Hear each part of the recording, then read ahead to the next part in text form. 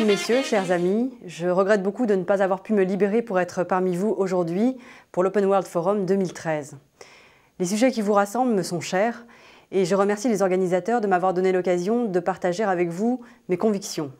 J'avais en effet pu mesurer l'année dernière l'enthousiasme qui vous anime. La lecture de votre programme montre le chemin parcouru depuis 2008. Tous les sujets qui font la richesse de la société numérique en train de se construire sont abordés. Vous avez réussi à rassembler une galaxie d'intervenants en provenance du monde entier, contribuant ainsi à renforcer l'attractivité de la France. En quelques années, des sujets jusque-là réservés à des cercles fermés d'initiés sont devenus au cœur de nos préoccupations, signe de la transformation progressive de toute notre société et de toute notre économie par le numérique. Cette transformation numérique n'est pas qu'une affaire de technologie. Elle se fonde aussi et surtout sur des valeurs. La foi en l'intelligence collective, le partage, l'ouverture et surtout la confiance. L'open source, l'open data et les standards ouverts participent de cette belle dynamique de l'innovation ouverte dont je suis profondément convaincue qu'elle peut fonder notre capacité à retrouver la croissance et à créer des emplois durables. Je vais revenir brièvement sur ces mouvements, l'open source, l'open data, les standards ouverts et l'innovation ouverte, car je pense qu'ils sont le révélateur de mouvements d'ampleur qui dépassent le petit monde du numérique. Ils sont le révélateur de la société ouverte dont vous êtes, avec d'autres, les acteurs.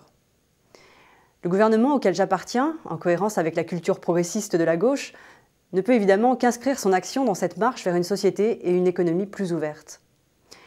L'open source, c'est d'abord la vitalité de communautés de développeurs répartis partout dans le monde et qui participent à des projets ambitieux dans la durée, que ce soit pour le bien commun, mais aussi parfois dans des logiques commerciales. L'opposition stérile entre le monde du logiciel propriétaire et celui du logiciel libre est dépassée. Plusieurs projets, je pense par exemple à Firefox, que j'ai eu l'occasion de célébrer lors de l'inauguration à l'antenne de la Fondation Mozilla à Paris, ont montré la puissance de l'open source. L'open source est à présent une vraie filière de l'édition logicielle française, avec des centaines d'entreprises et des milliers d'emplois, et de réelles perspectives de croissance sur le marché des logiciels et des services informatiques. La circulaire du Premier ministre du 19 septembre 2012 a ainsi marqué un soutien raisonné aux logiciels libres, loin de toute approche idéologique, dans le respect de la neutralité technologique.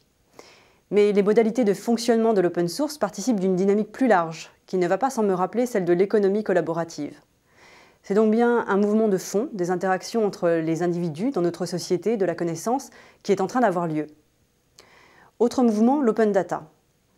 L'open data, c'est une formidable opportunité de créer de la valeur à partir de données, en général publiques, pour décloisonner, pour rendre plus efficace et pour évaluer les politiques publiques. La France, avec Etalab, je tiens à saluer l'action d'Henri Verdier au passage, a un outil pour mener à bien cette révolution dans notre manière de travailler.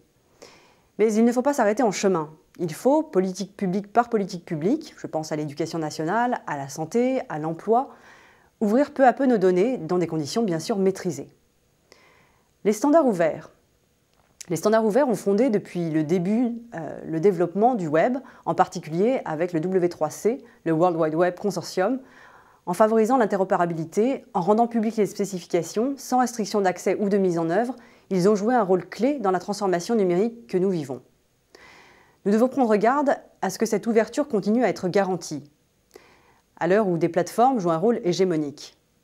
J'ai à plusieurs reprises rappelé cette position, notamment à l'occasion de la réunion de mes homologues que j'ai organisée la semaine dernière à Paris, en préparation du Conseil européen sur le numérique et l'innovation de la fin du mois d'octobre. Tous ces mouvements participent de la dynamique plus générale de l'innovation ouverte. Le Premier ministre m'a demandé de coordonner un plan pour l'innovation que je lui rendrai dans les semaines qui viennent. Il sera naturellement fondé sur la notion d'innovation ouverte. L'innovation ouverte, c'est la force des écosystèmes, et l'Open World Forum en témoigne à sa manière. De la démo cup pour les étudiants, en passant par Kid Experiment, comment apprendre à des enfants à contribuer à Wikipédia, vous avez aussi fait le choix de la jeunesse et je ne peux que vous en féliciter. Vous l'aurez compris, les thèmes qui vont être les vôtres lors de l'Open World Forum me tiennent à cœur. Je vous souhaite des échanges très riches de leur diversité. Merci.